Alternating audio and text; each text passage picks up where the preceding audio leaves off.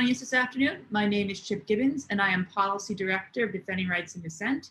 And I thank you once again for spending your lunchtime with Defending Rights and Dissent. Today, I'm really privileged because I'm joined by investigative journalist Dave Lindorff. Dave is a founding member of thiscan'tbehappening.net. He's a contributor to The Nation, Counterpunch, and the London Review of Books. And in 2019, he was the winner of an Izzy Award, which is named after I.F. Stone, for Outstanding Independent Media. He just wrote an excellent piece in The Nation called Tear Gas and Clubs in Lafayette Square Were Just the Beginning. Thank you so much for joining us today. Thanks for having me. So I imagine a lot of people watching at home are aware that on June 1st, Trump and Barr had peaceful protesters violently cleared from in front of the White House so he could walk over with military brass to this church where I believe one of the ministers were actually tear gassed in the process and brandished the Bible in this really grotesque display. But what many people might not know is that same day, Trump and Barr also had a call with 50 governors from across the nation. Could you tell us a little bit about what that call was and why you're so concerned about it?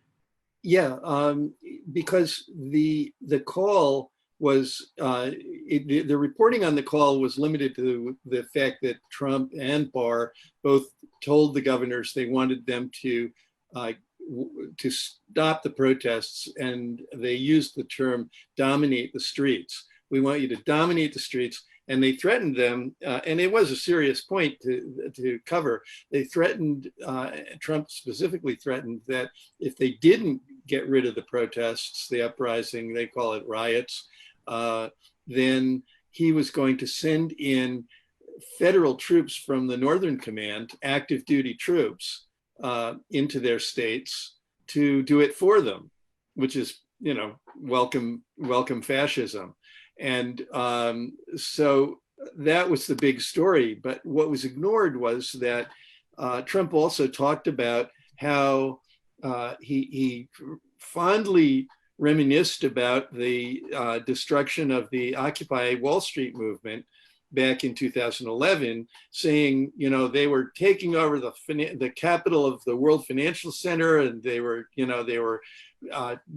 dominating the area, and then somebody said enough, and somebody was Obama, along with Mayor Bloomberg, and he said they just said enough, and they sent in the police, and in 2 hours they cleared the place out, and it was beautiful. He said, it was beautiful, and then Barr, who was also on the phone call, got on, and he said that they were going to use the Occupy model in the current unrest and rioting. So what is the Occupy model? And so what I did was write about what is the Occupy model. And he also said, we'll be using the fusion centers and the joint terrorism task forces to handle these riots. Now, what that meant was exactly what they did with the Occupy movement. They classified the Occupy movement as a terrorist activity, which is insane because it was about as peaceful a movement by deliberate planning as you could have. Everybody was trained in nonviolence and in conflict resolution and everything. The violence was all the police, but what they did was, by using the Joint Task Force, they used the Fusion Center in Las Vegas to coordinate all the police departments and mayors so they could conference with each other and talk about what tactics worked best. And they tended towards as violent a ousting of the occupiers as they could do so that they wouldn't come back. So you had real brutality and militarized attacks with military weapons in Oakland, in New York, in Seattle, in a lot of cities. It was pretty brutal. And over a course of about a 2-week period, they eliminated the Occupy movement completely. So what they're doing now when he says the Occupy model is the same thing. It's to classify the uprising around in all the 300 cities around the country as a terrorist activity, and turning to the joint counterterrorism task forces, which link the FBI with all these police agencies and use the fusion centers, which are sort of totally unaccountable organizations, 99 of them in major cities, which bring all the intelligence services of all the state, county, local, and federal agencies, from Defense Department to FBI to Homeland Security to federal police to state police, local police, red squads, all together in these buildings. There's no Freedom of Information office for a fusion center. You can't find out what they do. You can't find out their budgets because they don't have one entity in control of them. And they're using these to try to figure out who are the leaders of the movement. And then to what I'm told by lawyers who are watching this, like the Partnership for Civil Justice and the National Lawyers Guild, is that they're probably going to try to construct a large terrorism conspiracy plot that they will then prosecute, as a terrorist plot. So what do you think the implications of the Occupy model are for the people taking place in the nationwide uprising against police brutality and state? Well, the idea will be to terrify people that they're going to be pursued as terrorists. First of all, that's got to strike fear into anybody who's an immigrant, because if you get charged, you pretty much get deported. And then on top of that, you've got big jail sentences once you start talking about conspiracy charges or terrorism charges. We already got reports, and I mentioned this in the piece, that FBI agents are now going with police to the homes of people who are picked up for things as minor as a curfew violation, and then questioning them. And the trick there is that people need to know that if the FBI questions you and you tell a lie that can be proven to the FBI, it doesn't matter whether you didn't read your Miranda rights or whether you were under oath. Lying to the FBI uniquely is considered a felony. You can lie to the police when they question you, and it doesn't matter. You do whatever you do to get out, but of being questioned. But with the FBI, if you lie to them, you can be charged and you can go to jail for years for lying to the FBI. And we've also seen the FBI involved in clearing out the autonomous zone in Seattle. It was reported that FBI agents took place in the eviction. I don't know how that's their jurisdiction. And Trump has been very fixated on going after people who have, engaged in these acts of vandalism against statues. And I believe in some cases the FBI has actually been pursuing people for these. Well, this is because you said you don't understand what it's in Seattle. I understand the statute. It's because they're calling it a terrorist action that it becomes the FBI's jurisdiction. So, courtesy of the Patriot Act and all of that we still are stuck with from 2001 because Congress never revokes it. So we're technically in a state of war against terrorism still from 2001, and it's an amorphous enemy, right? It's no longer bin Laden and Al Qaeda. It's any act of terrorism means that you bring in the FBI. So that's what they're doing by saying this is a terrorism, that these uprisings are part of a terrorism conspiracy. Yeah, and they have a very elastic definition of terrorism. Yes. We saw when they went after the Catholic workers movement during the anti-war era, they cited as an example that someone had thrown red paint at a recruitment center and that they had later sent an email saying this is for the people of Iraq who suffered under Saddam and now suffer under US occupation. And because like a window was shattered or paint was thrown, the FBI classified that as a use of force to promote political ideology, right? And which is the definition of terrorism they use. We also know that they're very disturbingly into this sort of preventative model in a lot of their countering violent extremism activities, where they sort of advance this sort of so-called radicalization theory, where they say there's a set path to becoming a terrorist, and that path to becoming a terrorist starts with adopting radical ideas. And if you go on the FBI website and you look at who they say is a terrorist group, they still have the page up for anarchist extremists, which is not a group they use, a name they use anymore.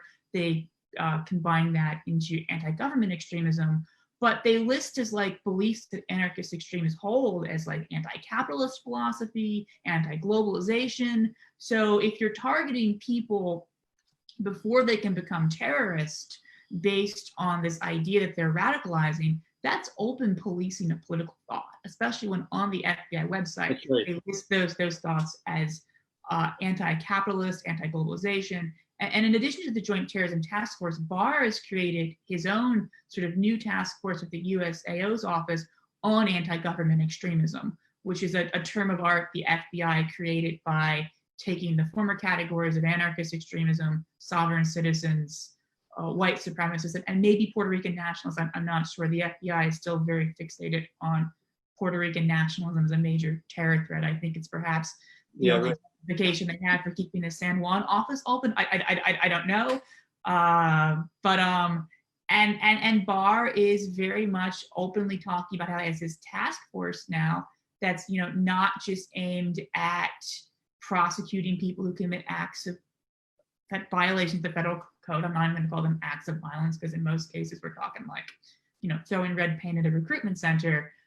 And they're going to try to eliminate the threat and prevent the violence, which is very much, you know, this is COINTELPRO-like rhetoric. Well, you know, it should be pointed out also that, you know, what happened during the Occupy movement, which, by the way, is the first time I've ever heard Trump praise something that Obama did. I was having the same thought. Obama was the one that ordered his Homeland Security ordered the violent repression of the Occupy movement.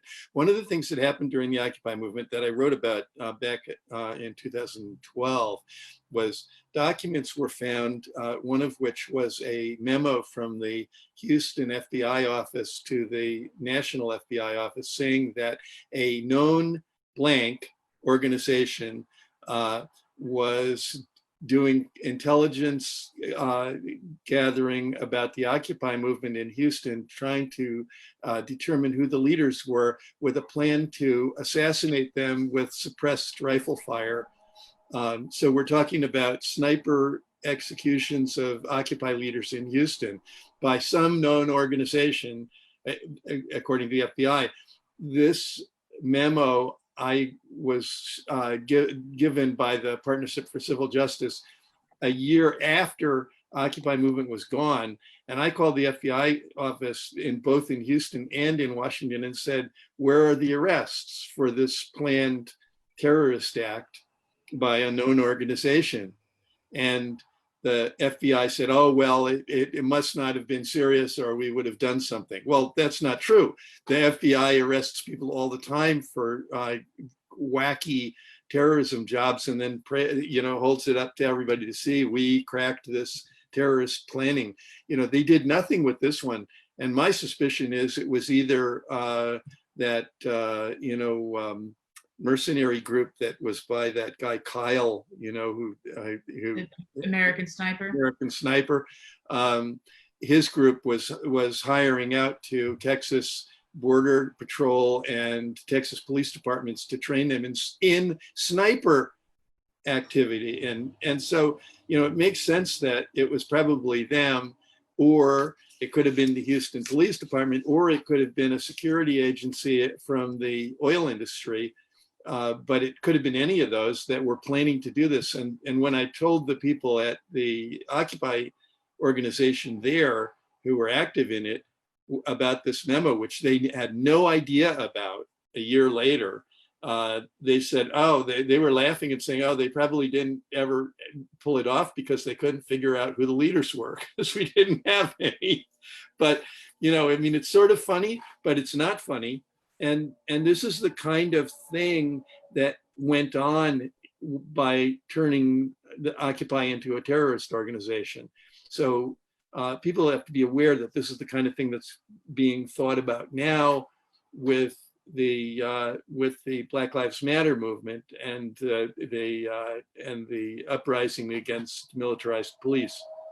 So, And in the documents that were released by Partnership for Civil Justice, the FOIA documents about the Occupy movement, I mean, the FBI at one point blank says it's a non-violent movement. yes. But they use the excuse that a lone offender could infiltrate the movement and use it for their own agenda. And that's not unique to Occupy, right? The FBI also spent a decade going after in the terrorism investigation, the peaceful pacifist organization School of the Americas Watch, which just wishes we would stop funding, death squads in Latin America, real radical claim.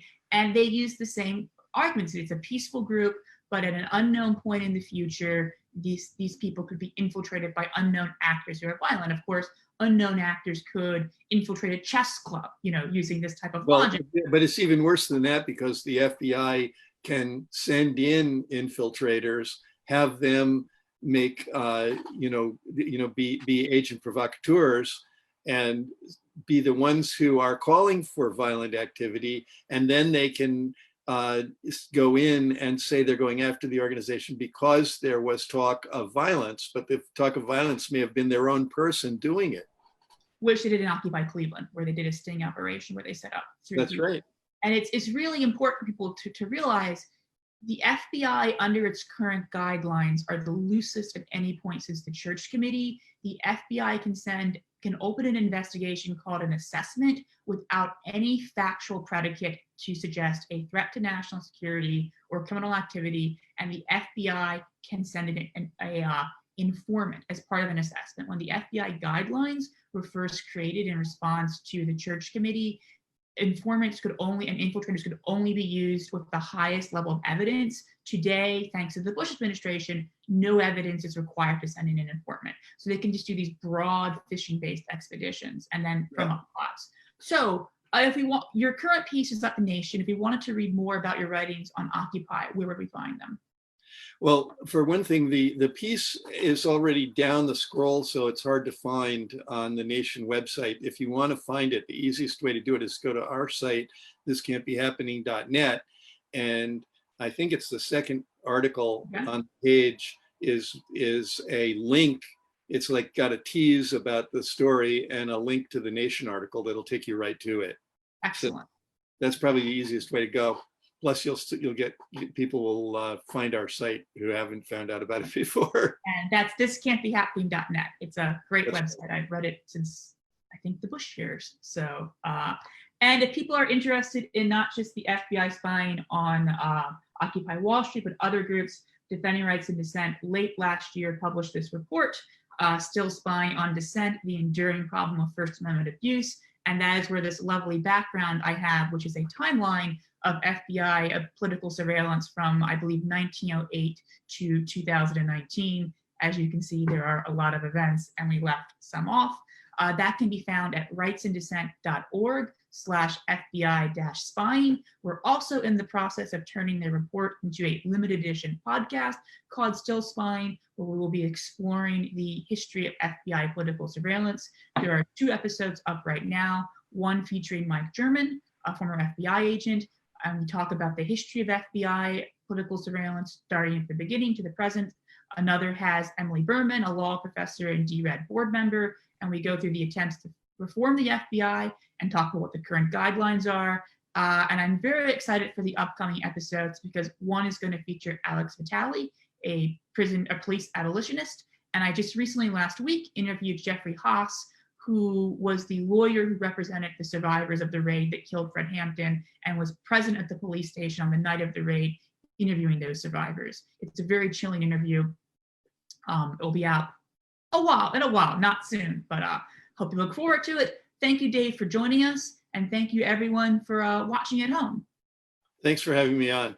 Always a pleasure to talk. Thanks talk. for the good work you're doing. Thank you.